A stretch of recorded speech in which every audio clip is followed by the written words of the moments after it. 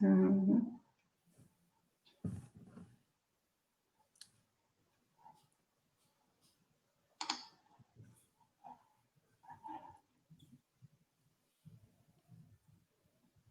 Vamos lá, meninas.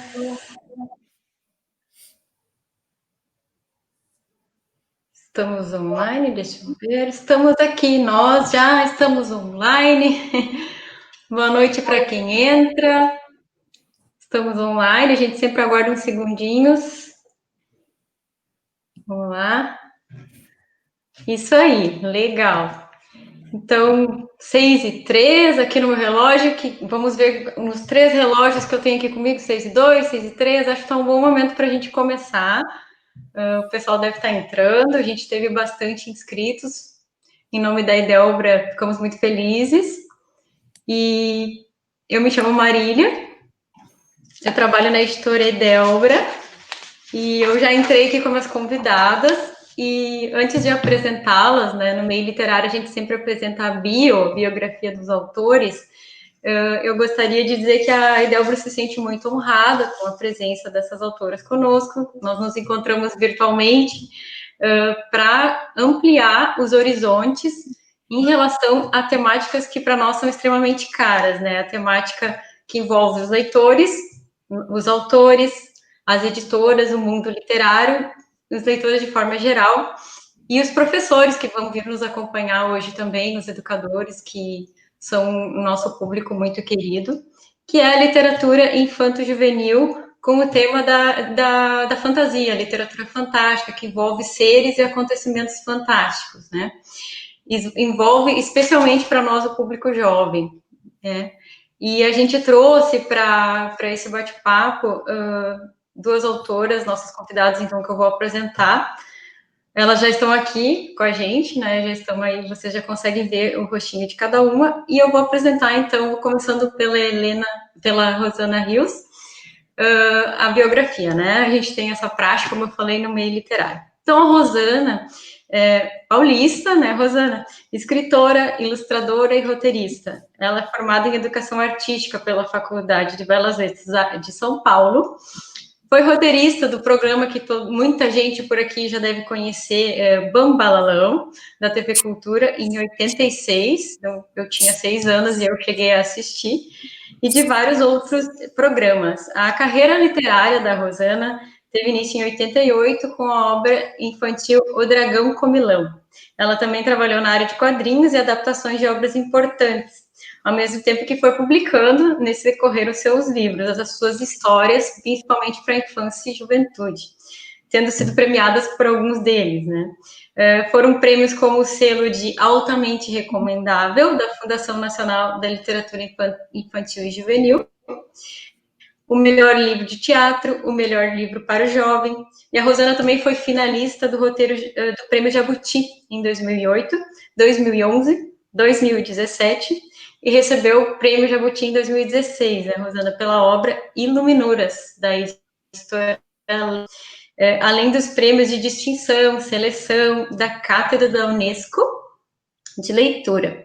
Em 2020, ela completou 172 obras publicadas e atualmente ela contribui também com o nosso meio literário como presidente da Associação de Escritores e Ilustradores de Literatura Infantil e Juvenil e também é membro da né, da União Brasileira de Escritores.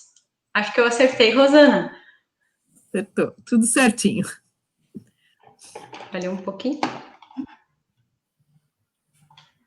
Oi? Travadinho.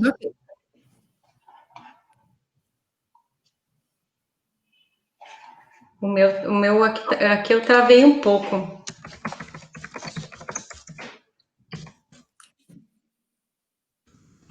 Tá funcionando agora. A gente está te vendo, te ouvindo. Normal. Agora escuta. Oi? Então tá. Então vamos para a biografia da Helena. Ok? Vamos lá. Então, deu uma falhadinha, né, na internet, então vamos lá. A Helena Gomes também é paulista, né, como a Rosana, jornalista, professora universitária, revisora e autora de mais de 40 livros, inclusive 4 obras também finalistas do Prêmio Jabuti, reconhecidas com o selo de altamente recomendável da Fundação Nacional do Livro Infantil e Juvenil. Ela participa de antologias por diversas editoras brasileiras e também possui obras reconhecidas e adotadas em escolas, selecionadas por programas de incentivo, né? Programas de incentivo ao saber e à leitura. E ainda obras conhecidas fora do Brasil, representando a literatura brasileira no catálogo Selection of Brazilian Writers e para a Feira do Livro Infantil de Bolonha por alguns anos, além também, né, da Rosana do Salão de Paris. Hoje ela celebra com a gente, estamos muito felizes, o título Uma Aventura Corsária, uma novela com o melhor que podemos oferecer de aventura em alto mar, muita história, muita mitologia, e ela foi ilustrada pelo Rodrigo Rosa, acho que contribuiu para o trabalho ficar ainda mais bacana. Helena, boa noite também. Boa noite. Tudo certo? Acertamos a biografia tudo certinho? Tranquilo. Só esqueceu uma coisa importante, que o Aventura Corsária é finalista do Prêmio Odisseia, né, de Literatura Fantástica. Que nós escrevemos o Prêmio Odisseia Fantástica 2020. Estamos na torcida, né? Estamos na torcida, vamos aguardar o resultado, mas de qualquer forma, o terceiro lugar já é meu. É, isso aí. Já temos motivos para comemorar, né? Com certeza. Então, a gente vai começar esse bate-papo, o público está chegando, depois eu vou me ater um pouquinho a observar os comentários para a gente também degustar, né, porque é um momento que as autoras também gostam do contato com os leitores.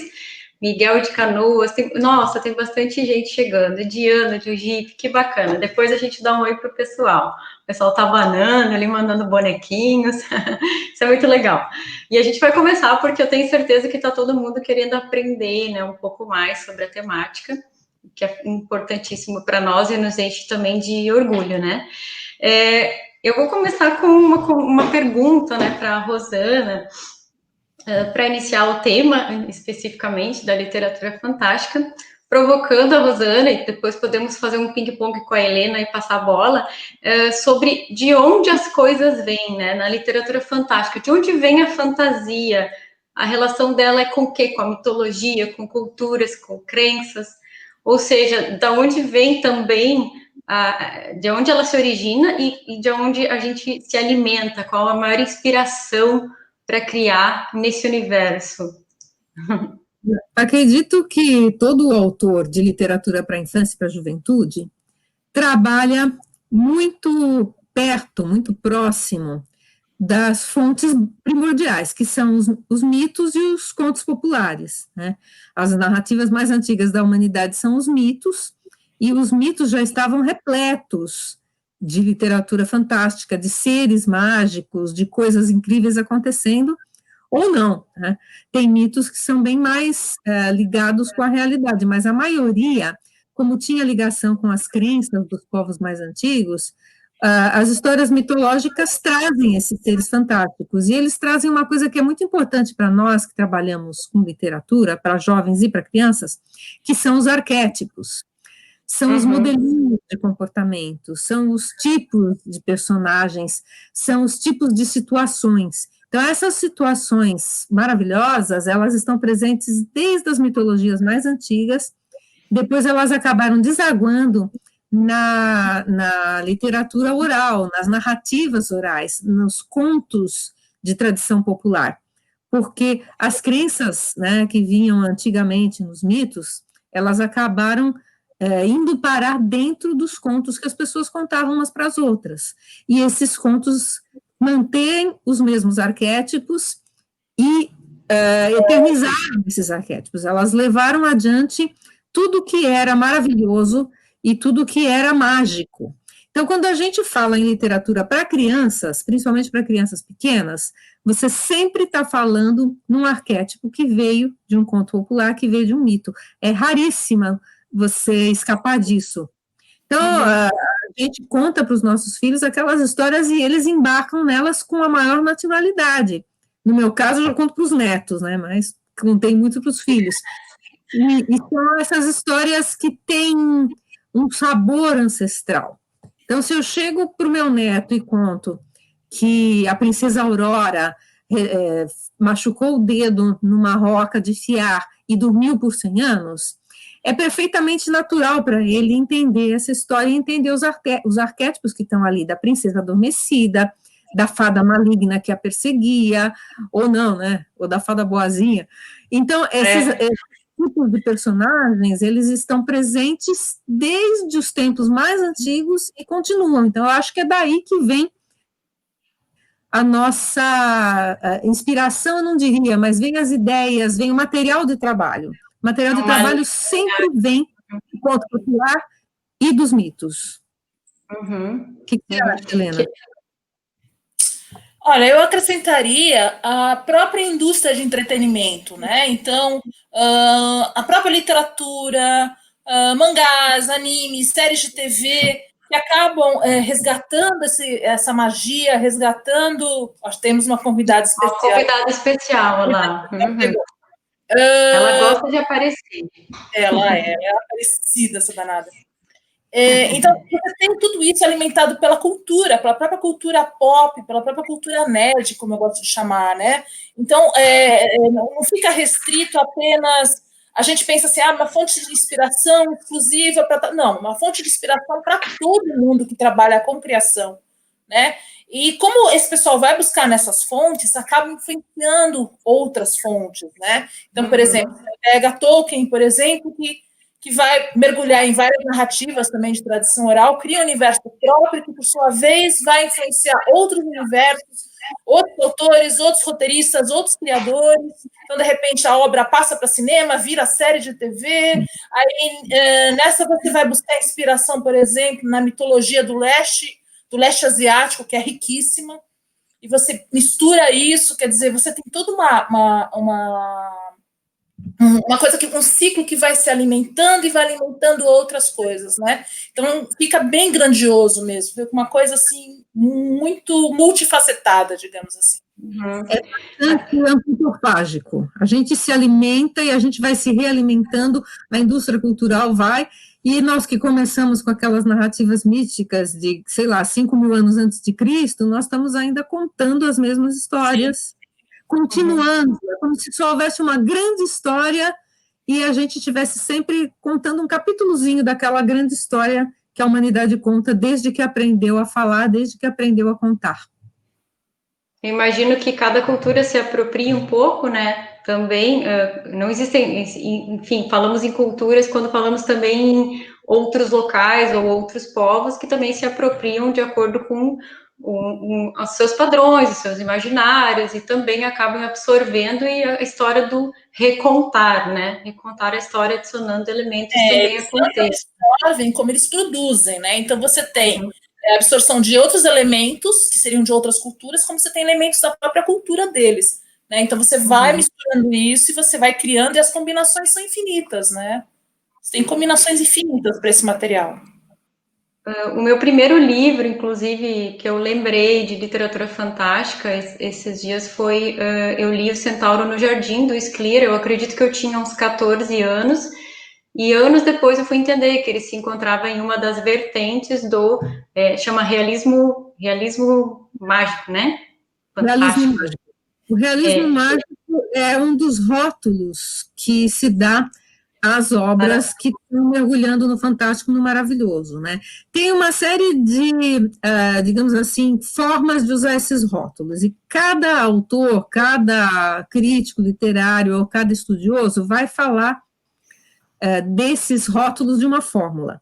Então, por exemplo, né, esse livro do Scliar, os livros de Murilo Rubião, outros autores brasileiros que trabalharam com o fantástico, acho que todo mundo mexeu com o fantástico. De Machado de Assis. É difícil o limiar, né, entre a ficção e a não ficção. Todo mundo. Isso não é só na literatura brasileira, na literatura mundial. Mas a gente, quando define o fantástico, a gente tem muitas definições e muias formas. Algumas pessoas até brigam, não, o fantástico é isso, não, mas o fantástico não é isso, o fantástico é aquilo. Normalmente, normal, essa aí. Quando a gente fala em fantástico, a primeira referência é Todorov, né? Todorov, que foi um estudioso búlgaro, que falou sobre o fantástico, E ele diz que a literatura fantástica, o fantástico narrativo acontece quando existe, de parte do leitor e talvez dos personagens, a perplexidade diante de um fato que é inacreditável. Então, a gente tem a questão da perplexidade. Você bate de frente com o racional e o sobrenatural, né? Já o Italo Calvino, autor italiano, ele dizia que o tema do conto fantástico é a relação entre a realidade de um mundo que a gente conhece e a realidade do mundo que está no nosso pensamento. Então, outro embate. O que a gente percebe com os nossos sentidos, que é o real, e o que a gente imagina. Então, esses dois autores, né, eles definiram de uma forma mais clássica a questão da narrativa fantástica, da ficção fantástica. Sempre como um embate, alguma coisa muito real que tromba com alguma coisa muito imaginária. Tem um autor espanhol, o David Roas, que ele fala umas coisas interessantes. Ele diz que na narrativa fantástica existe uma invasão repentina. De repente, algo sobrenatural acontece no mundo cotidiano. Aí a gente volta para a perplexidade do Todorov, etc. e tal, né? E essa invasão proporciona uma coisa que a gente conhece muito bem, que se chama medo. Só que o Roas diz que tem dois tipos de medo. A gente tem um medo físico, que mexe com as nossas emoções, né? O coração bate mais forte e tal, coisa. E a gente tem um medo metafísico. Esse medo metafísico, talvez a gente vai encontrar em Lovecraft, né? Aquela coisa do sobrenatural. É uma coisa mais intelectual do que física. A Helena citou Tolkien. O Tolkien também se meteu a definir um pouquinho isso quando ele fez um estudo sobre o conto de fadas, né? O Tolkien fala uma coisa muito interessante. Vocês sabem que na literatura do Tolkien, do C.S. Lewis, da N.K. Jemisin e de muitos e muitos outros autores que criaram um mundo deles, e a gente lê as aventuras que se passam nesse mundo, não no nosso mundo. Por exemplo, Tolkien, tudo se passa na Terra-média, né? Que é um outro mundo. O Tolkien diz que a gente trabalha com dois mundos. O mundo primário, que é esse nosso. Tudo bonitinho, tudo certo, eu fazendo jantar, a gente fazendo compra, a gente indo pagar conta. Esse é o mundo do cotidiano, é o mundo primário. Mas existe um mundo secundário. Quando um autor cria um mundo secundário, como Tolkien criou o mundo do Senhor dos Anéis, o Hobbit, por aí vai, ele estabeleceu um mundo que é muito parecido com o nosso, mas que tem as suas diferenças. E essas diferenças são aquelas perante as quais o leitor se sente perplexo. É aquela coisa que pode ser mágica ou que pode ser totalmente louca da imaginação. E quando o autor trabalha muito bem trabalhada essa questão do mundo secundário, o leitor embarca bonitinho ali naquele desliza, né? Ele desliza do real para o imaginário e consegue se sentir bem. E aí cria um elemento que é muito importante, que é a suspensão da descrença. Então, por exemplo, você chega para um adolescente e conta, bom, era uma vez um hobbit que morava num buraco no chão, e tal, e às vezes ele ia ouvir os elfos cantarem na floresta e tal. Aí o adolescente vai virar para mim e falar, isso não existe, isso é real. Mas se eu conto de uma maneira bastante envolvente, bastante completa e bastante hábil do ponto de vista narrativo, a descrença dele, isso não existe, né? A descrença dele é suspensa e ele embarca na aventura da literatura. Aí ele vai se confrontar com o maravilhoso sem descrer. Ele vai acreditar, mas ele vai... Sem esse choque também. Bacana. O choque não é tão grande, né? É muito interessante essa questão. O Sartre que falou que existe fé, né, ele que falou, né, também, para a literatura fantástica. E quando a gente passa isso para o mundo, então, infanto-juvenil, né, que a gente está falando de literatura no mundo juvenil. Muitos que nos assistem trabalham em escolas e trabalham a literatura fantástica como um recurso também de aprendizagem. Então, o que precisa ter no ponto de vista, agora eu vou transferir um pouquinho para a Helena primeiro, numa literatura fantástica para atrair o jovem. Quer dizer, a gente passa aí, você acabou de comentar as sagas, né? Vamos citar o Tolkien, Netflix, a Sociedade do Anel, que tem aquele vocabulário no final, aquele idioma, o Harry Potter, que tem uma narrativa transmediática, né? Que perpassa várias mídias. O Harry Potter, os mutantes, né? Eu acho que você pegar também livros mais modernos, né? Agora a gente tem uma vertente de afrofuturismo muito forte. A gente tem os Jogos Vorazes, por exemplo. Os Jogos Vorazes, tem os Dragões, um brasileiro, né? Dragões do Éter, que eu não li ainda. E aí, dá para traçar elementos para a gente pensar no jovem em comum que atraem mais para essa literatura? O que você acha? Olha, a gente faz essa divisão, né, de literatura para criança, literatura para jovem, literatura para adulto. Eu tive uma aula muito interessante com uma amiga minha, até alguns dias atrás, e ela me explicou o seguinte: essa divisão, ela começou a existir a partir do século XIX, tá? Então, o que você tem são histórias que são para todos os públicos, para todas as idades, inclusive todas as temáticas. O que vai mudar é a forma como você vai falar de alguns assuntos. Então, para criança, se você vai falar sobre morte, você vai usar uma abordagem diferente do que você vai falar sobre morte para adulto ou para adolescente. Então, eu acredito que a literatura fantástica, ela também tem esse tipo de situação. As histórias são para todas as idades. O que vai mudar é a forma como você vai contar isso. Então, você vê o adolescente, que já foi a criança, que se ele não leu, pelo menos ele viu desenho animado, ele viu série na TV, ele viu elementos de fantasia, de magia nesses produtos, né? Mesmo que sejam produtos audiovisuais.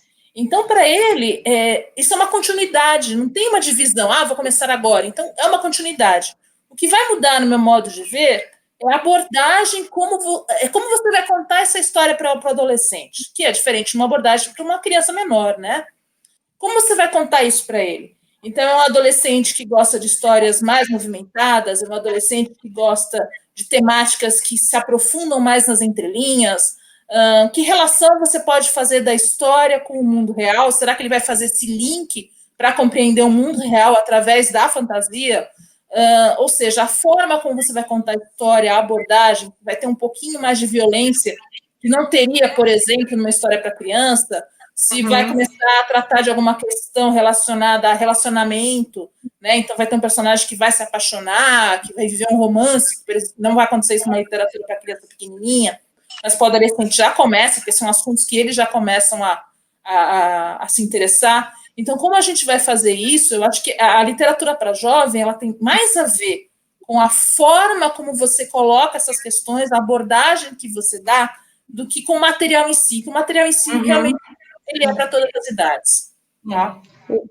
Inclusive, o seu livro, a gente hoje tem a classificação de 8º, 9º ano, e eu li e passei adiante, minha mãe leu e foi. Então, né? E, bom, e falando um pouquinho, então, ainda eu vou passar para Helena também, né? A gente entende que uma história de aventura e fantasia traz fatos, então, históricos, personagens folclóricos, né, que a gente até não comentou ainda, que é o caso do livro Aventura Corsária, né, uma aventura corsária. É uma forma de transmitir um conhecimento também, historicamente construído, um conhecimento importante, para o jovem. Isso, assim, eu acredito que seja uma contribuição para o público mais jovem. Como é que tem sido, você trabalhando com isso, né, nos seus livros, como é que tem sido essa recepção dos leitores a essa experiência? Olha, tanto eu quanto a Rosana, nós gostamos de explorar, né, aproveitar fatos históricos, momentos históricos brasileiros e colocar isso nas nossas histórias, né? A gente acha que tem muito de história do Brasil que pode ser aproveitado, que deve ser aproveitado, coisas muito legais, né? A Rosana, de vez em quando, vem lendo, descobriu uma lenda, não sei aonde, que eu tive no interior que eu descobri. Então, ela vem com histórias, eu falo, então, eu descobri um fato histórico que aconteceu não sei quando no Brasil colonial, e a gente, poxa, gente, uma história. Então, às vezes, nosso café, quando a gente pode se encontrar, assim, agora só virtualmente, mas a Rosana podia vir lá para São Vicente, a gente tem uma padaria ali que é nosso pátio local de encontro, né? Então, a gente vai trocando essas ideias, porque o que acontece? A gente fala muito em literatura fantástica como algo, como um escapismo, como uma forma de alienação. Eu não vejo dessa forma. Eu acho que a gente pode traçar um paralelo muito bom com a realidade. Você vê, no caso de Uma Aventura Corsária, é uma história que se passa no Brasil colonial, né, século XVI, e os fatos históricos que são mostrados no livro aconteceram de verdade. Então, a invasão à Vila de Santos, na época, aconteceu de verdade. Os personagens, tem vários personagens históricos que existiram mesmo. Então, toda a pesquisa histórica que eu fiz para esse livro, ela foi bem profunda, ela foi bem detalhada, porque eu tinha que recriar um ambiente o mais próximo possível da realidade, que foi no século XVI. Então, a história começa no reino de Joseon, né, que hoje são as Coreias, Coreia do Norte e Coreia do Sul. Depois eu vou para a Inglaterra e, finalmente, eu venho para o Brasil, especificamente Vila de Santos e Vila de São Vicente. Tá? A história, basicamente, são esses ambientes, são esses espaços, né, onde ela acontece.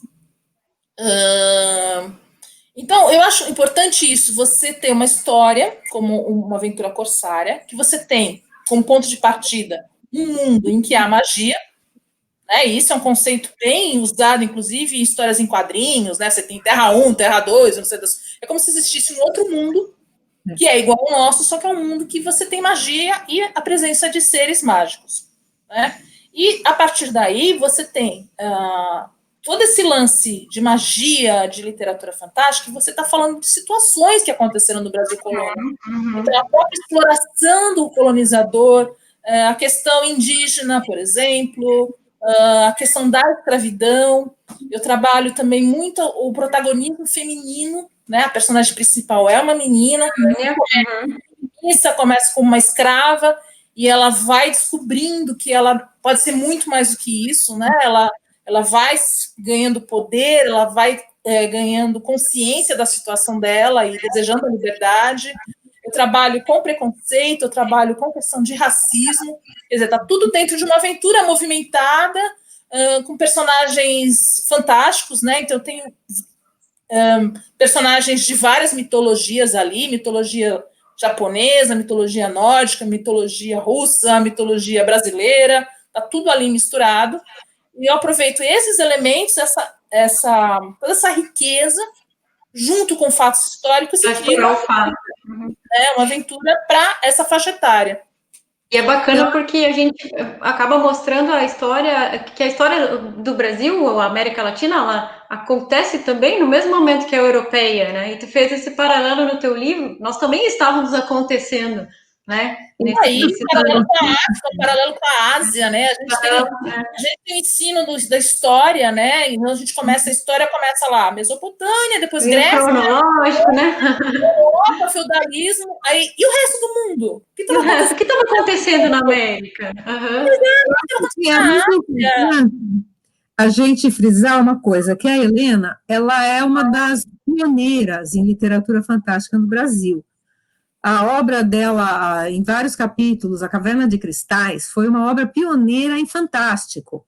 Hoje está disponível ainda em e-book, e ela já trabalhava esses temas de pegar os seres fantásticos que estão em vários, digamos assim, pontos do mundo, né, que estão nas várias mitologias, nas várias crenças, e utilizá-los para trabalhar, não vou dizer como metáfora, mas ela aborda esses assuntos que ela citou de uma forma muito interessante.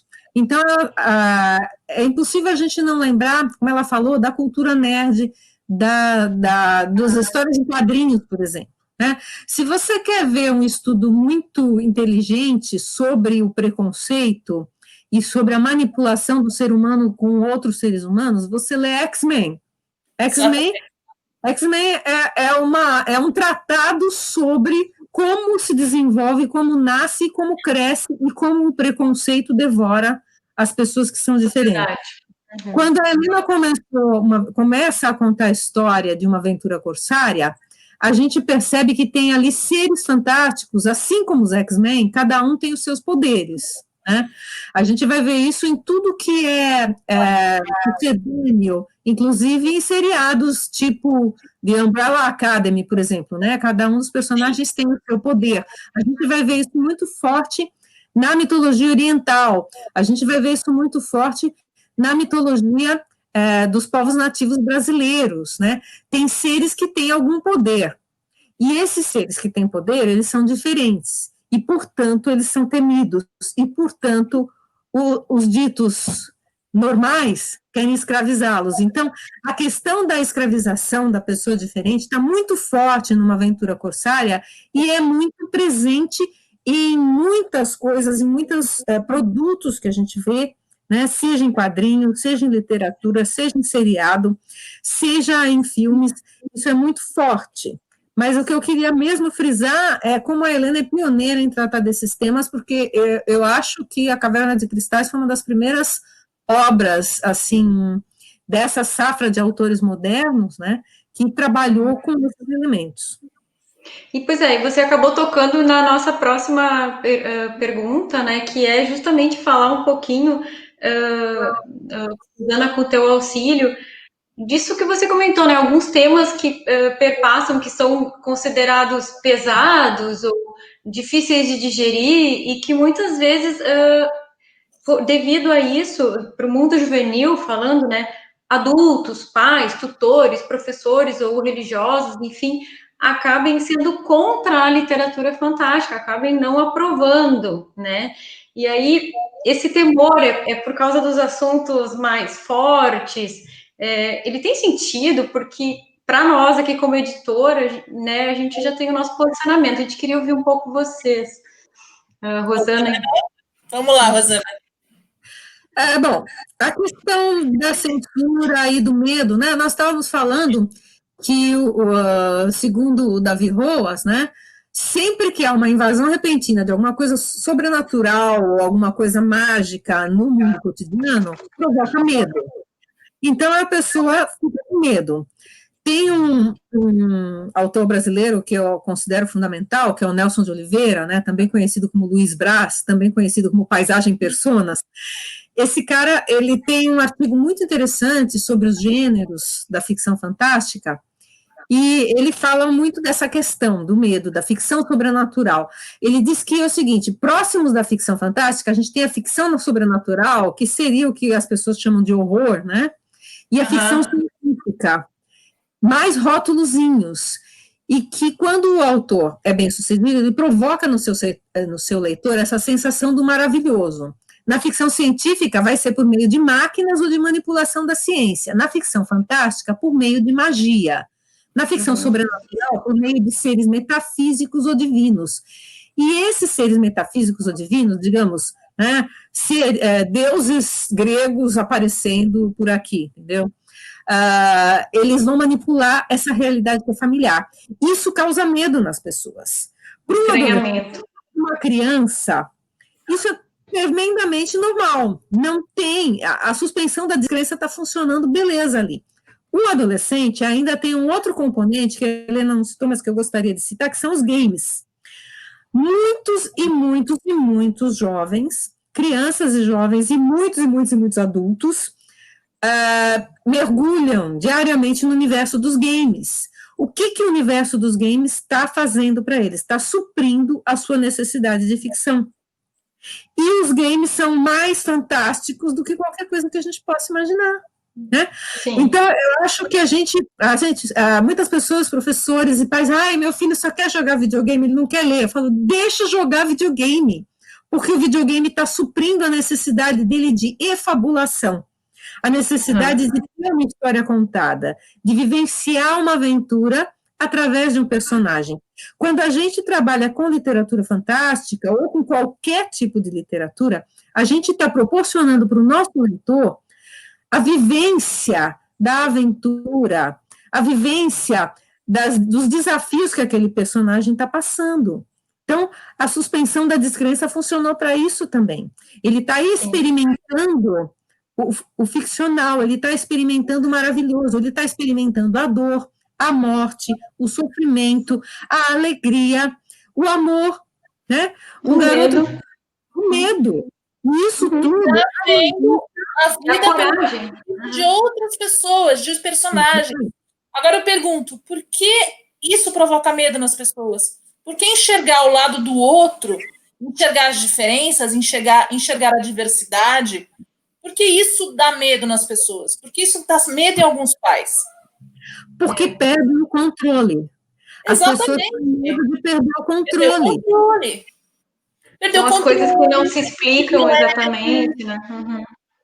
Então, Agora, eu acho que essas sensações maravilhosas que estão sendo despertadas pelo livro, pela HQ, pelo seriado, pelo filme, pelo game, assustam muitos adultos. Você pode ver que, na maioria, são os adultos que ficam assustados, que ficam com medo. E por que eles ficam com medo? Porque eles perderam essa conexão com o maravilhoso que as nossas crianças e os nossos jovens têm. E aí, o que acontece? As pessoas desejam a censura, as pessoas desejam que seja cortado aquilo. Mas imaginem só um mundo em que toda a literatura, toda a ficção, toda a história em quadrinho, toda a música, toda a arte, todo o teatro, todo o cinema, todo o vídeo, todo o game, seja só estribado na realidade mais chã, na realidade muito mais... chato, né? Muito chato, extremamente. É claro. Sem chance. Então, não era chato, né? Acaba sem chance, né, Helena? A gente precisa de encantamento. Então, a censura, em qualquer âmbito, ela é imoral e ela é contraproducente. E a gente pode conversar, eu estou vendo aqui que tem um monte de educadores, de bibliotecários, de professores, de educadores que estão carecas de saber que se a gente tira o fantástico e a fantasia das crianças pequenas e dos jovens, eles vão lidar com muita dificuldade na hora de enfrentar algo que nós estamos enfrentando agora diariamente, que é a morte de um ente querido. E o medo, né, também. Dos entes queridos. Nós estamos num momento de separação dos nossos entes queridos por causa do isolamento social, por causa de um problema de saúde pública. Então, esse tipo de dificuldade, a gente aprende a lidar melhor com esse tipo de dificuldade se a gente trabalha com a literatura, com a fantasia e com o maravilhoso. Não é um escape, é uma forma de sublimar as dificuldades que a gente está vivendo no cotidiano. Então, eu não entendo que a pessoa quer censurar. Muitos pais me escrevem, ou às vezes, quando a gente encontrava as pessoas, os pais, os professores, mas se eu contar a história dos 3 porquinhos, o meu filho não vai ficar com medo do lobo? Vai. E o medo do lobo é bom, o medo do lobo é salutar. O medo do lobo é importante para que ele saiba lidar com um medo ficcional, porque vai ter uma hora que ele vai ter que lidar com o medo. Exatamente. O medo, muitas vezes, de quem quer fazer a censura, não é nem tanto o medo da diferença. É o medo de descobrir que, apesar das pessoas serem diferentes, elas têm muito em comum. Eu acho que esse é o maior medo. Você descobrir que aquela pessoa que você condena, que você ataca, ela tem muito mais em comum com você do que você imagina. Eu acho que esse é o pior medo que gera o preconceito, tá? Meu modo de ver. O pessoal tá concordando aqui pelo que eu tô vendo.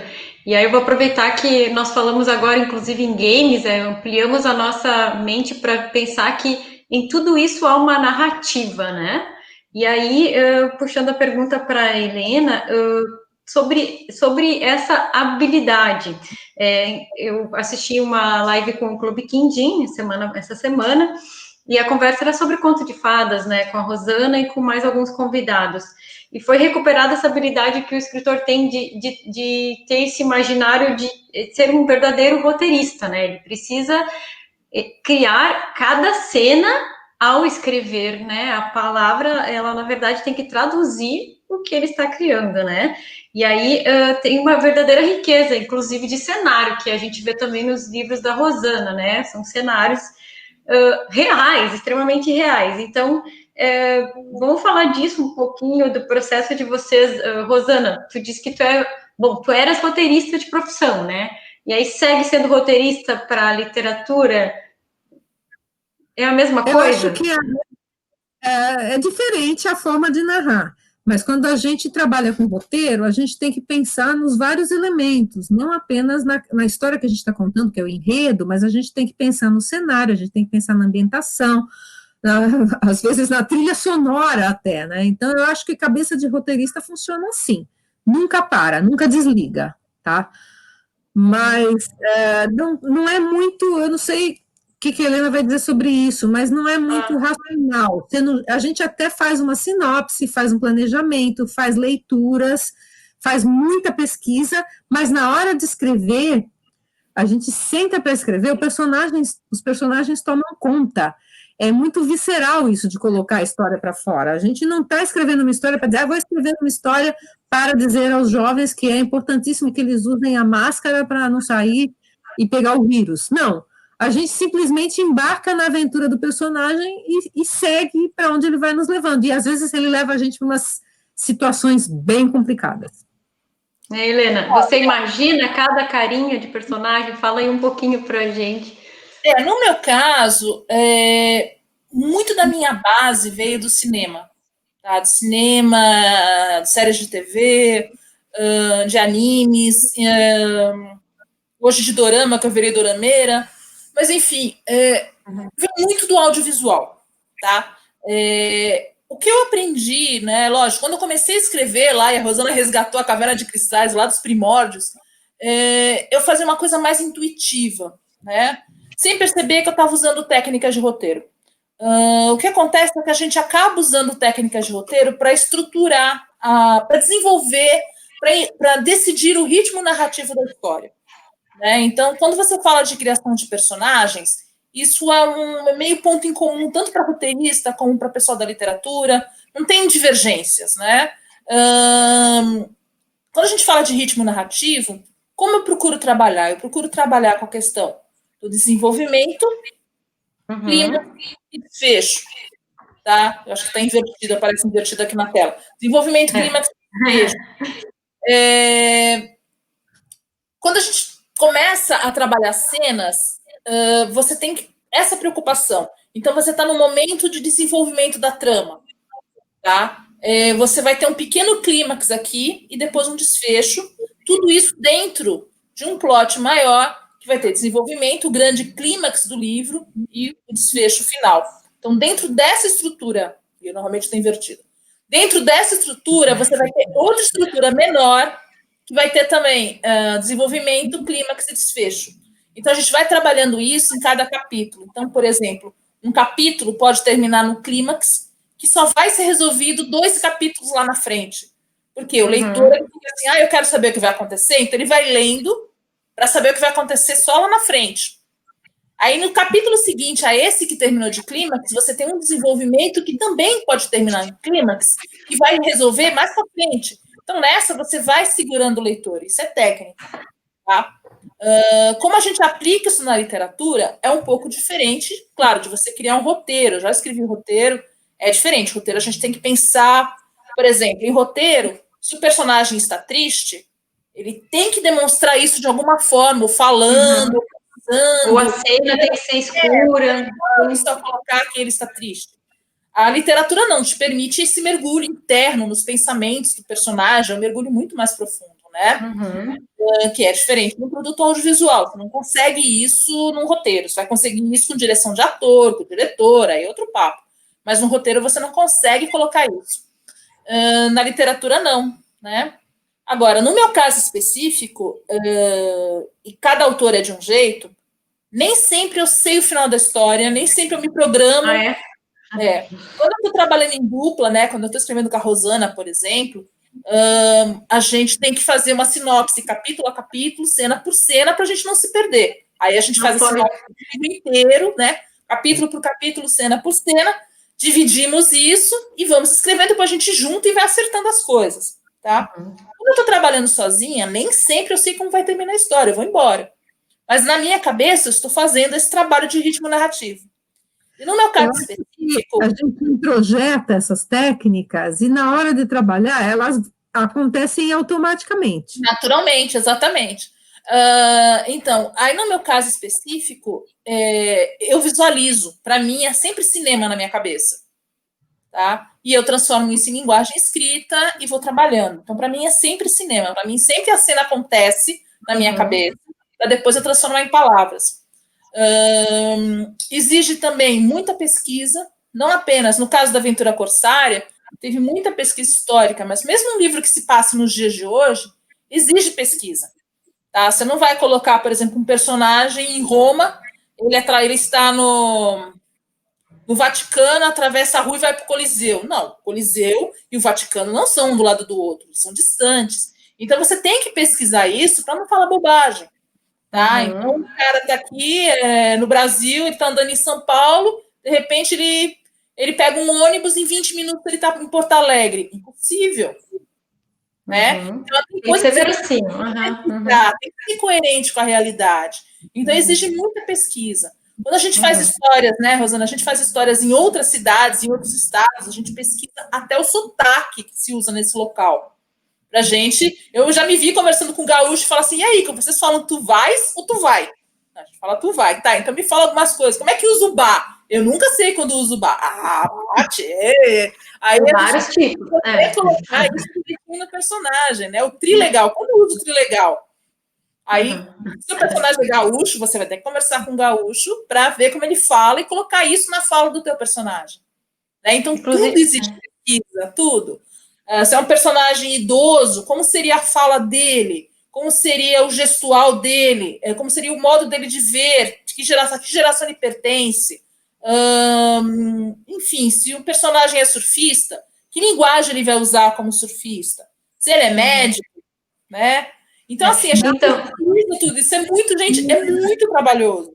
É muito trabalhoso e tem muito a ver com a vivência da gente, né? A gente acaba colocando a vivência da gente, as ideias da gente, a nossa ética interior, e é muito natural, é muito, assim, vai direto, a gente não pensa nisso, eu vou colocar tal coisa no livro, não, quando a gente vê, apareceu.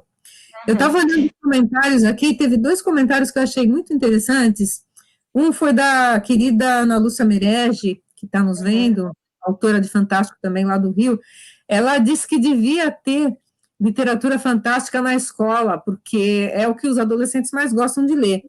E é muito difícil você achar um autor clássico, porque os professores falam, não posso adotar literatura fantástica, porque eles precisam ler os clássicos, mas todos os autores clássicos trabalharam com o fantástico, trabalharam naquela coisa da ficção sobrenatural, trabalharam com ficção científica, trabalharam com maravilhoso. Pode procurar todos os autores clássicos que eles têm contos fantásticos. E outra coisa que eu achei muito legal foi da Paula Belmino, que falou que é muito importante a gente não utilizar a literatura só como uma coisa didática. E aí a gente cai numa tecla que nós batemos sempre, que é a tecla da leitura literária. A leitura é importante para transmitir conhecimentos, transmitir informações, mas a leitura literária não está transmitindo informação. Nosso objetivo não é ensinar ninguém porcaria nenhuma, a gente quer contar uma boa história, emocionar, encantar. Fazer. A leitura literária dentro das escolas ainda está assim, muito longe da gente chegar no ponto ideal. Mental, Nós precisamos chegar num ponto em que os nossos educadores mostrem o prazer em ler, mostrem o prazer em encantar com a literatura. Tem uma outra pergunta aqui da Letícia, perguntando como fazer um adolescente ler um livro clássico sem ele ter um hábito de leitura. Tem técnicas. Eu sugiro um livro do Daniel Pennac, que se chama Como um Romance, onde ele conta uma experiência dele com uma classe, ele foi professor na França de adolescentes que odiavam ler. E ele pegou um livro clássico, chegou lá, escolheu um trecho a dedo e leu para os adolescentes. E eles ficaram absolutamente apaixonados. Por quê? Porque ele escolheu a dedo aquele trecho para que tocasse neles, e a partir daquilo, eles começaram a se interessar pelos clássicos. A leitura em voz alta é importante, a leitura compartilhada é importante. Não se... Agora, se você pega um tijolão do Machado de Assis e joga na cabeça do coitado do seu aluno... Gente, eu tenho trauma do Ateneu até hoje. É. Eu ler no ensino médio, que horrível aquilo, pelo amor de Deus. Eu quero saber se o Bentinho, se a Capitu traiu o Bentinho, se não traiu o Bentinho. Quando você é adolescente, você não quer saber essas coisas, né? Então, mas um bom trailer, acho que é o que a Rosana comenta, né? É um bom trailer, é como se fosse um trailer, né? A gente tem que apresentar. Eu me lembro que quando eu li o Dom Casmurro, não porque nenhum professor mandou ler. Eu achei aquele livro lá na casa da minha avó, e eu tinha lido um trecho dele num livro de língua portuguesa que me interessou, porque o livro dava um trailer. O livro mostrava o momento em que o Bentinho está totalmente afim da Capitu, quando ele era garoto, era adolescente, né? Hormônios fervilhando, e aí a mãe chega e fala, mas você vai ser padre. Nem pensa em se... E para ali. E agora? Ele vai ser padre? Agora? É um trailer. Exatamente. E aí eu tinha lido um livro de Dickens chamado David Copperfield, que tinha um triângulo amoroso muito parecido com Bentinho Capitu Escobar. Quando eu li, eu me reencontrei. Então é a questão do texto e do intertexto. O professor hábil, ele sabe trabalhar com texto e intertexto de tal forma que o aluno começa a ler, o leitor começa a ler aquele capítulo e ele remete a outras coisas. Essa remissão é super importante. É o que acontece quando a gente... Quando eu era adolescente, eu li muita coisa de literatura brasileira, de romantismo, tal, por causa das novelas. Tinha a Moreninha, a Escravizaura. Aí eu vi a novela, eu falei, eu quero ver como é no livro. Então, eu li muita coisa desse período de literatura, né? Justamente em função das novelas. Então, você tem realmente que ter o momento certo para apresentar essas obras, né, para os jovens. O pessoal, inclusive, o pessoal se remoeu um pouco aqui, realmente, quando a gente falou em Dom Casmurro, né? Porque é isso aí. A gente tem que, né, ter também alguma diferenciação na literatura, não apresentar apenas algo instrumental, né? Sim, ainda mais pensando bem, Machado de Assis é o cara que escreveu no século XIX, com uma linguagem do século XIX. Então, da época que ele viveu, né? Todo um trabalho para apresentar esse autor para a classe, esse livro. Não é chegar o professor, olha, tem que ler que vai cair no vestibular. Aí você olha, tipo assim, imagina, você tá com 17, 18 anos, você olha, tipo, que? Vou ter que ler isso? Ah, não, muito chato. Vou ler Harry Potter, que é mais legal. Tem mais elementos, né? E você o leitor, ele deixa de conhecer obras importantes. Então, como você faz para mostrar esse livro para a garotada? Livros assim. Eu acho que uma das dicas é trabalhar com texto e intertexto. Você vai pegar, por exemplo, né, essa questão do garoto, que era o Bentinho, e que vai ser obrigado a ir para um seminário e vai ser obrigado a ser padre. Você fica, mas vai acontecer isso mesmo? E você pega um personagem de literatura fantástica que é obrigado a entrar também no mundo que ele não quer entrar. Ou você pega, digamos assim, Menina do Engenho, né, do José Lins do Rego, e você faz um paralelo com Harry Potter, por exemplo, você entendeu? Tem uma série de coisas que dá para você fazer uma cultura nerd, como a gente falou com X-Men, né? A Helena citou citou a Moreninha, o Joaquim Manuel de Macedo, ele tem um livro de literatura fantástica que é a Luneta Mágica. Eu li quando eu era adolescente, eu fiquei, uau, fantástico! Né? E era na época que eu só lia, sei lá, Alexandre Dumas e outras aventuras. A gente dá mais trabalho para o professor, isso é verdade, mas é possível, não é impossível, gente. É possível, respondendo é possível, né? E aí a gente falou justamente aqui agora desse engenho todo para a construção e da riqueza talvez que a literatura fantástica traz, sem menosprezar os clássicos também, que nós acabamos de falar, não é a ideia, mas é mostrar a riqueza de uma literatura fantástica também para um universo do conhecimento aliado ao prazer. E aí, chamando um pouquinho a Helena para falar justamente do Aventura Corsária, que a Diana, que está com a gente aqui também, comentou, né? É um livro muito rico em elementos folclóricos, históricos. Está fazendo uma propaganda ali para nós já. E aí eu digo assim, Helena, a gente está fazendo esse evento também em homenagem ao teu novo livro, que a Rosana, se eu não me engano, ela me pediu em abril ou maio, manda para cá que eu quero ver, acho que foi assim que aconteceu, que eu quero ler. Foi antes de lançar, eu não me recordo como é que aconteceu aqui na editora. Mas vamos falar um pouquinho do Aventura Corsária, então, que eu acho que é um belo exemplo de literatura fantástica para a gente falar de tudo isso que a gente comentou aqui na live com o pessoal.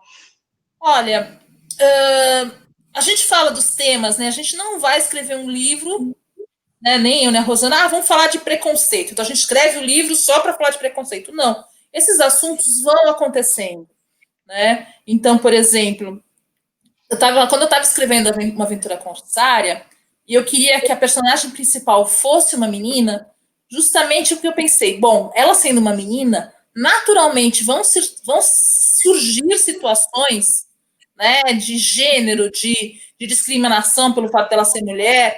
Aí eu na minha pesquisa histórica, eu vou descobrir, por exemplo, estou lendo sobre grandes navegações e o medo que os homens tinham de colocar uma mulher a bordo, que eles achavam que a mulher daria azar.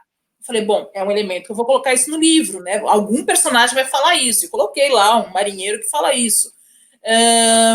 Então, essa questão, né, de você... Esses assuntos, eles surgem. Porque o que acontece? Mesmo sendo literatura fantástica, ela está conectada à nossa realidade. Não existe literatura em que você inventa tudo. Mesmo uma história de ficção científica, a mais louca possível, você vai ter uma descrição de uma nave espacial, de um armamento, de alguma coisa, que vai ser baseado na realidade. Isso não existe de você criar tudo. Isso é loucura, não existe. A tua pesquisa, inclusive, foi muito intensa para esse livro, né? Pelo contrário. Sim, foi bem intensa. O cenário muito forte. Eu usei bastante, por exemplo, eu coloco os meus personagens numa invasão que aconteceu de verdade, uma invasão corsária, um ataque corsário à Vila de Santos no dia de Natal. Eu uso esses elementos. Quando os personagens vão para São Vicente, eu cito o colégio de jesuítas que existia lá. Inclusive, tem uma referência ao padre Anchieta.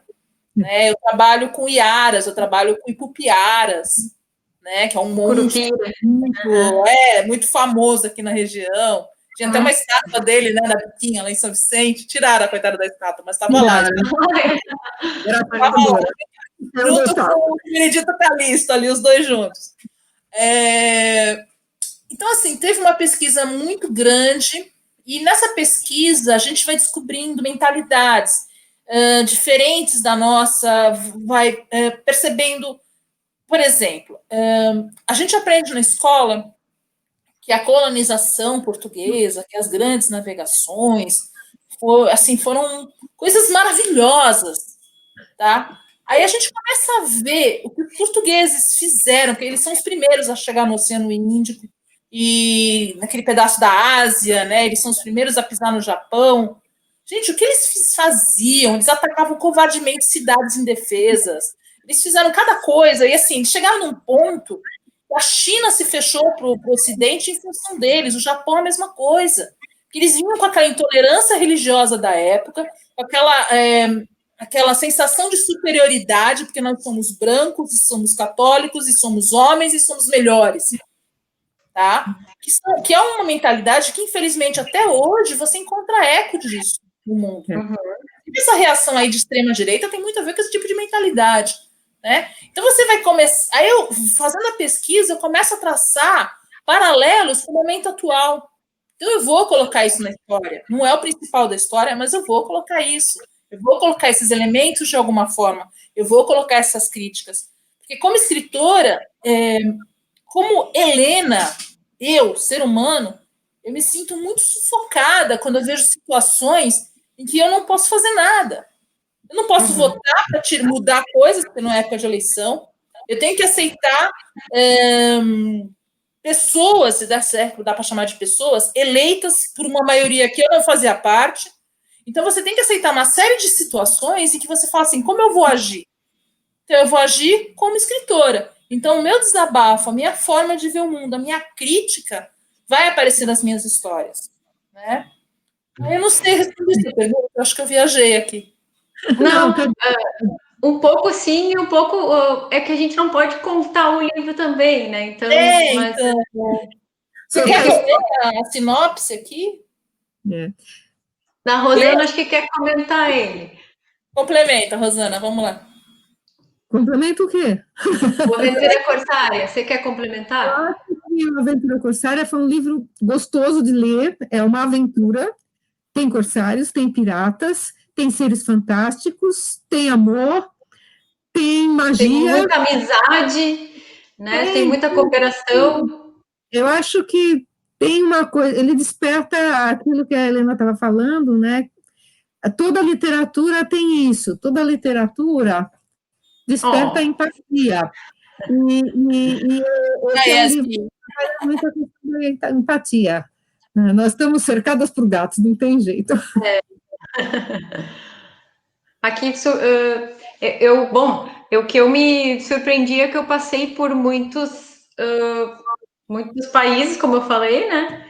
E quando chegou ao Brasil, a gente enxergar como foi no Brasil esse movimento foi muito bacana. E a intersecção com os elementos sobrenaturais, que em certos momentos dão um pouco de medo, né? Assim, porque tem momentos que você pensa que o personagem morreu e depois não morreu. Então eu não vou contar, mas eu acho que ele tem um fôlego muito grande. o que mais assim, eu acho que me impressionou quando eu vi o resultado final foi a diferença. Então, por exemplo, quando os personagens estão no Oriente, né, quando eles estão ali na Coreia, eles têm acesso a papel, eles têm acesso a livros, eles têm acesso à cultura.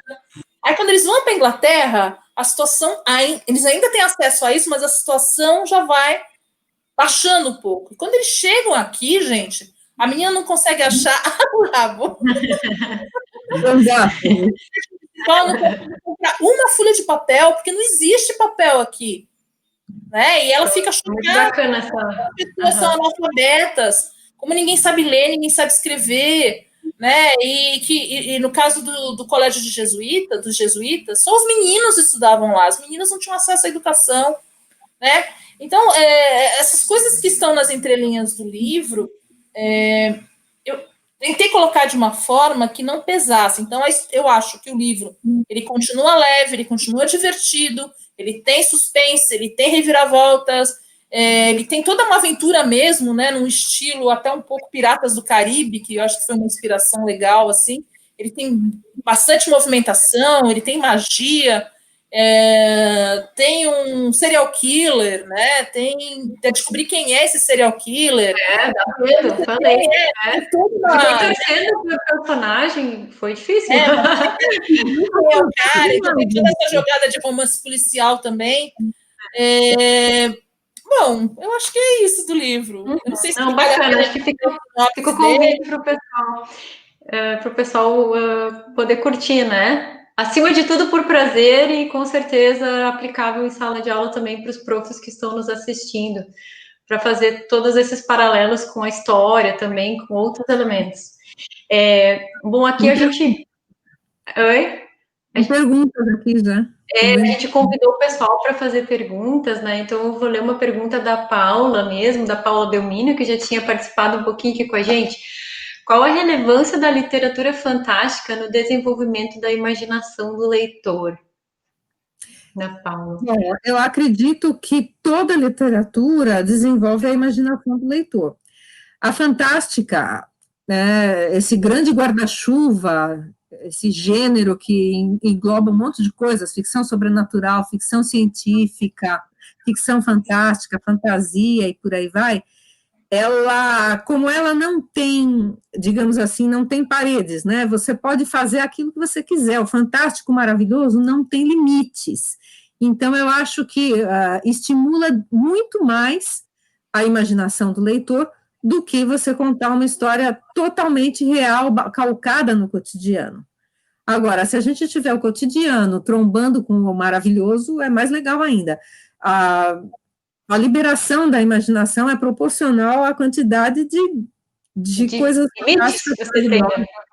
cria encantamento no leitor. Se você conseguiu criar aquela suspensão da descrença, se você conseguiu criar uma conexão com o leitor, a imaginação dele viaja. E a gente vê isso muito nas fanfics. Muitos leitores, eu vejo muito isso nos colégios que a gente visitava, agora não visitamos mais, conversamos virtualmente, os leitores perguntam, vai ter continuação o livro? Eu falo, não, mas você pode fazer a tua continuação. Então, muitos mandam fanfic para a gente. Eles escrevem uma história baseada naquele universo fantástico, com aquele personagem, imaginando o que vai acontecer. Isso aí é uma das coisas ricas que a gente tem. Uhum. A Helena? Paula me pede para falar um pouquinho do Princesas, mas, gente, hoje não é o dia do Princesas, tá? Você pode perguntar para a Sônia Faila que está também aí, a Sônia pode falar um pouquinho. Gente, eu acabei nem dando boa noite, né? Tem várias pessoas conhecidas, amigas, a Sônia, a Suzana, a Ana, a Lúcia.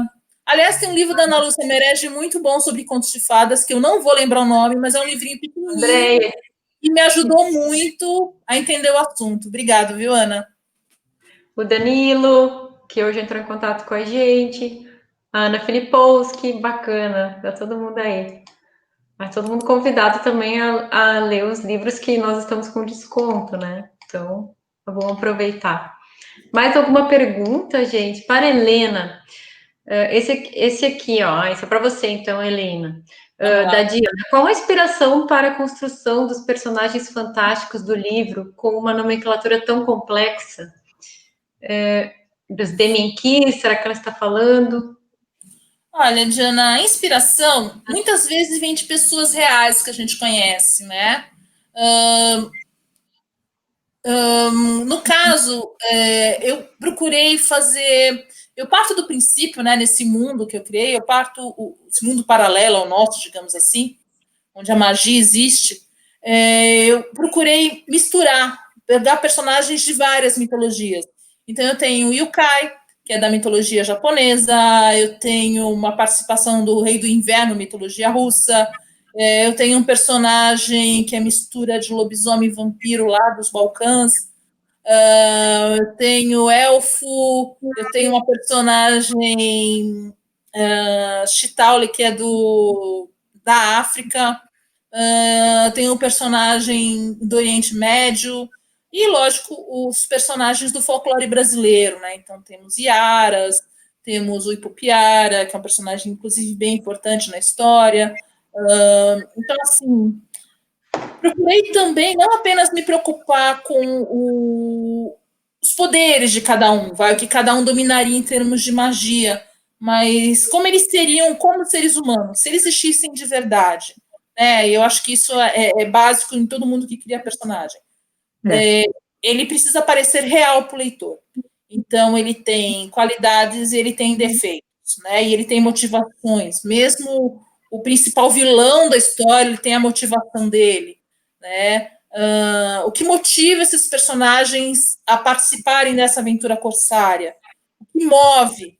O que faz eles mudarem? Né? Como eles crescem? Qual o crescimento deles enquanto personagem durante a narrativa?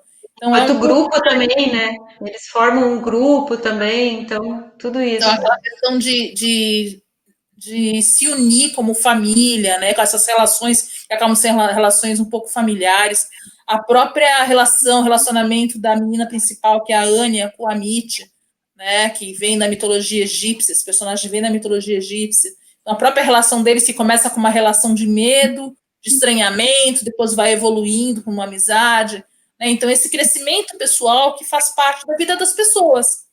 Ninguém é igual. Eu não sou a mesma Helena que eu era o ano passado, que eu era em 2004, que eu era em 1988. A gente vai mudando, né, como pessoa. A gente vai, não sei se evoluindo, mas a gente vai melhorando, às vezes piorando, né, dependendo da pessoa, mas a gente nunca é a mesma pessoa. A gente vai mudando, né? E eu acho que acontece isso com os personagens também, no decorrer da narrativa. Uhum. Tem mais um comentário.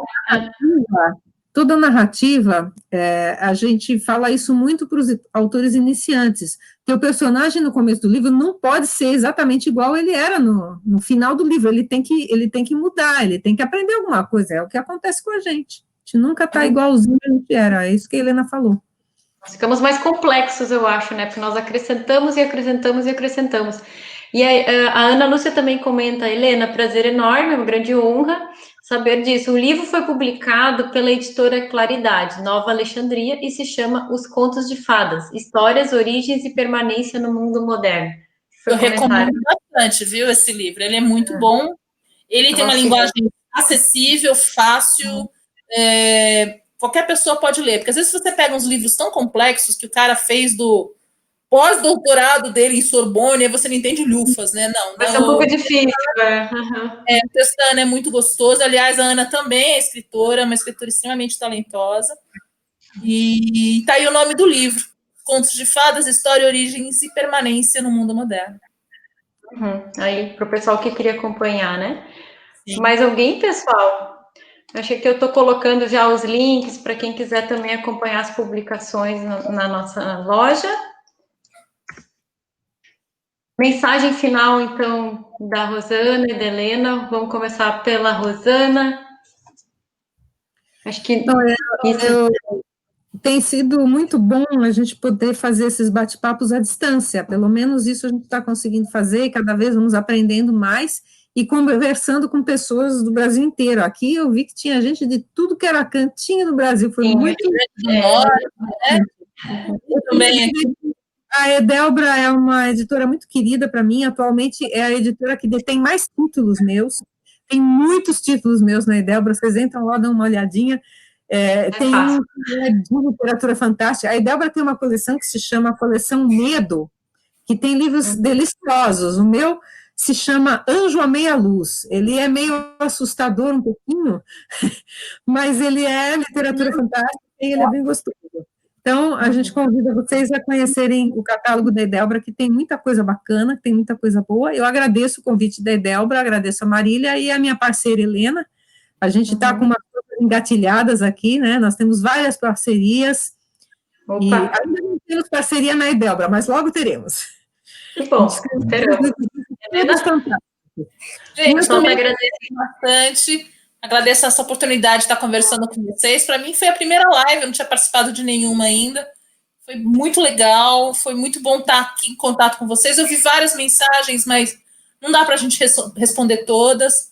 A gente acaba passando, mas eu li assim praticamente todas as mensagens. Agradeço bastante, foi muito bom estar com vocês. Está muito legal poder falar desse livro,